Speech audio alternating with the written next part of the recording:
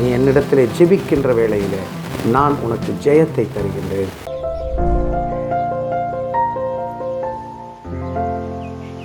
எனக்கு பிரியமானவர்களே, ஜெபம் மாத்திரம்தான் நமக்கு ஜெயத்தை கொண்டு வரும்.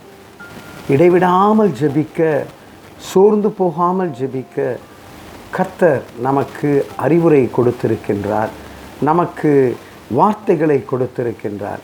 பிரியமானவர்களே, பல நேரங்களிலே சூழ்நிலைகளில் நம்மை நெருக்கும் பொழுது நம்மால் ஜெபிக்க கூட முடியாது.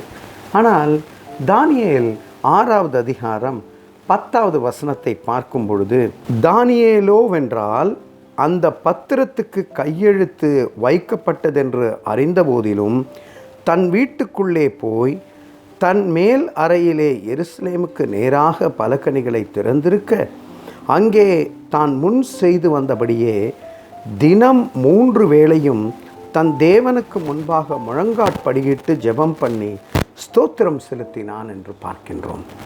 முன்பு செய்தபடியே ஜன்னல்களை திறந்து எருசலேமுக்கு நேராக 3 வேளையும் முழங்காற்படியிட்டு ஜெபம் பண்ணி ஸ்தோத்திரம் செலுத்தினான் என்று பார்க்கின்றோம். எத்தனை ஒரு அழகான ஒரு ஆட்டிடியூட் பாருங்கள். ஆனால் அதற்கு முன்பதாக பத்திரம் கையெழுத்து செய்யப்பட்ட பொழுது என்று சொல்லப்படுகிறது. என்ன பத்திரங்க? இந்த தானியேலுக்கு எதிராக எழும்புகின்ற ஒரு கூட்டம் தந்திரமாக அந்த ராஜாவினிடத்தில் போய் சொல்கிறாங்க, 30 நாளைக்கு உங்களை மாத்திரம்தான் எல்லாரும் சேவிக்கணும் அப்படின்னு ஒரு சட்டத்தை ஏற்றுறாங்க. அந்த சட்டத்தையும் கையெழுத்து போடுகிறார்கள்.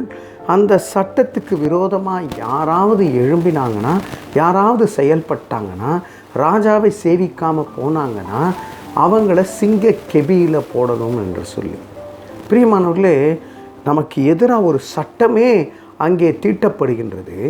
ஆனால் அந்த திட்டத்திற்கும் சட்டத்திற்கும் மாறாக அதை கொஞ்சம் கூட பொருட்படுத்தாமல் தானியேல் என்ன செய்கின்றார்?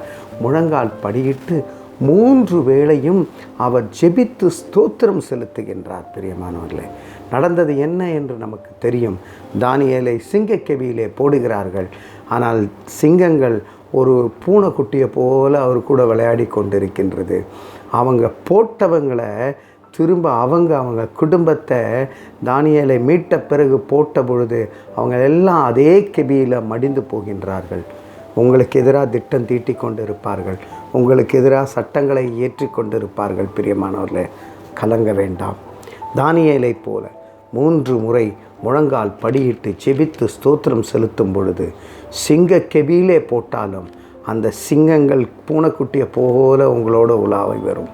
ஆனால் உங்களை போட்டவங்களை ஆண்டவர் பழி வாங்குகின்றவராக இருக்கின்றார். For the vengeance is mine என்று கர்த்தர் சொல்லுகிறார். பிரியமானவர்களே, ஆண்டவர் பார்த்து கொள்வார். பிரியமானவர்களே, ஒரு வியாபார கூட்டம் பாலைவனத்தை தாண்டி சென்று கொண்டிருந்தார்களாம். அவர்கள் எப்பொழுதும் செய்வதைப் போல ராத்திரியில் அவங்க எல்லாம் சேர்ந்து ஜெபித்து அவங்க எல்லாரும் படுத்து உறங்கி விடுவார்கள். இந்த பாலைவனத்திலே திருடுவதற்காக ஒரு கூட்டத்தார் வருகின்றார்கள். அந்த கூட்டத்தார் அந்த பாலைவனத்தில் பார்க்கும்போது அவங்க சுற்றிலும் ஒரு வால் இருக்கான், ஒரு மதிர்ச்சவர். எங்கடா பாலைவனத்தில் எப்படா மதிர்ச்சவர் என்று சொல்லி அவங்களால மதிர்ச்சவரை ஏற முடியாத சூழ்நிலையில் திரும்பி போய்விடுகிறார்கள். 2 நாள் ஆச்சு, 3 நாள் ஆச்சு. அப்படியே அங்கே இந்த பாலைவனத்தை கடந்து போகும் பொழுதெல்லாம் இவங்க செவரை பார்க்குறாங்க. அப்போ ஒரு நாள் என்ன ஆச்சு, செவர் இல்லைன்னதுமே இவங்க போய் அந்த திருட ஆரம்பிப்பதற்கு முன்பதாக அவங்கள எழுப்பிடுறாங்க. எழுப்பி இத்தனை நாள் இங்கே ஒரு செவர் இருந்தது, இன்றைக்கி இல்லையே என்று கேட்கின்றார்கள்.